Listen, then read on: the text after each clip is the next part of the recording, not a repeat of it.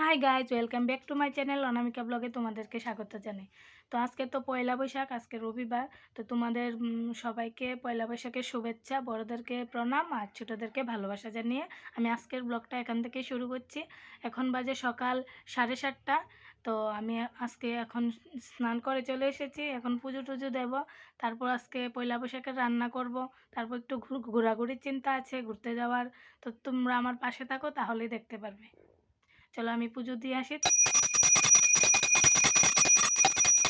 তো আমার পূজা দেওয়া শেষ। পয়লা বৈশাখের দিনে সকাল সকাল স্নান করে পূজা দিয়ে নিলাম। তারপর এখান থেকে আমি চলে গেলাম রান্নাঘরে। রান্নাঘরে গিয়ে দেখি এখানে মাছ নিয়ে এসেছে আমার হাজব্যান্ড। তারপর এখানে মাছগুলি কাটছে আমার শাশুড়ি মা। দেখো মাছগুলি এখনও জ্যান্ত আছে, তো মাছগুলি কেটে নিচ্ছে। তারপরে এখানে কেটে নিয়ে এসেছে আবার বাজার থেকে আমার শ্বশুরমশাই আবারও মাছ। এই দেখো ডিম। তারপরে এনেছে এখানে চিকেন রোস্ট করার জন্য, রোস্ট সাইজ এনেছে। তারপরে এখানে আমি নিয়ে নিয়েছি 2টা মাছ ভাজি করার জন্য। 2টা মাছ ভাজি করে তারপর বাকিগুলি করব। তো প্রথমে নুন হলুদ মাখিয়ে নিলাম, ভালোভাবে মাখিয়ে আমি তেলে ছেড়ে দিলাম। তারপরে আমি বাকিগুলিকেও নুন হলুদ মাখিয়ে নিলাম। তারপরে একে একে ভেজে নেব।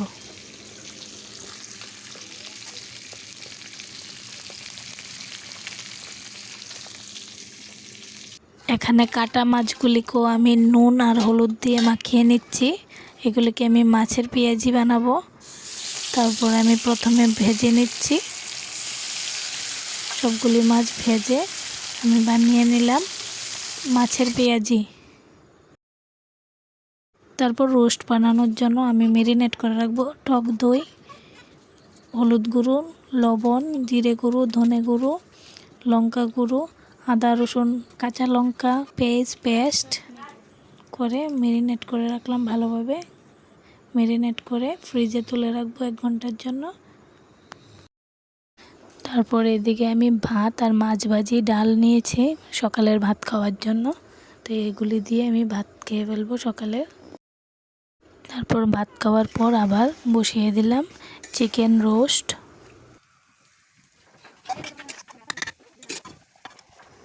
চিকেন রোস্ট আমার রেডি। তারপর আমি ঘরে এসে ঘরটাকে একটু গুছিয়ে ফেললাম। আর আমার অগোছালো ঘর ভালো লাগে না, তোমরা সবাই জানো। আমি আরও বলেছি ভিডিওতে, আমি যতটা সম্ভব ততটাই গুছিয়ে রাখার চেষ্টা করি। তারপর বিকেলবেলা সাজতে বসেছি, এখানে সাজুগুজু করে নিচ্ছে। আমি বাড়ি যাব, বাড়ি গিয়ে মা বাবাকে প্রণাম করব নববর্ষের উপলক্ষে। তারপর একটু সাজুগুজু করে তো শাড়িটাও পরে নিয়েছি। তো তোমরা বলো আমাকে কেমন লাগছে। তো এদিকে আমার ছেলে, আমার হাজব্যান্ডও রেডি একদম। তো আমার সাথে যাবে উনি, আমার ননদিনী।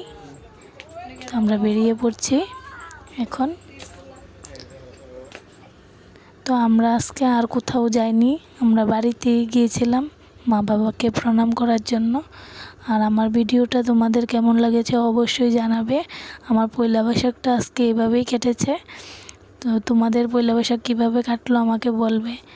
আর আমার ভিডিও যদি তোমাদের কাছে ভালো লাগে তাহলে অবশ্যই আমাকে একটা সাবস্ক্রাইব করে দেবে আর পাশে থাকা বেল বাটনটি ক্লিক করে দেবে আমার নতুন নতুন ভিডিও পাওয়ার জন্য। সবাই ভালো থাকো, সুস্থ থাকো, দেখা হবে পরের ভিডিওতে।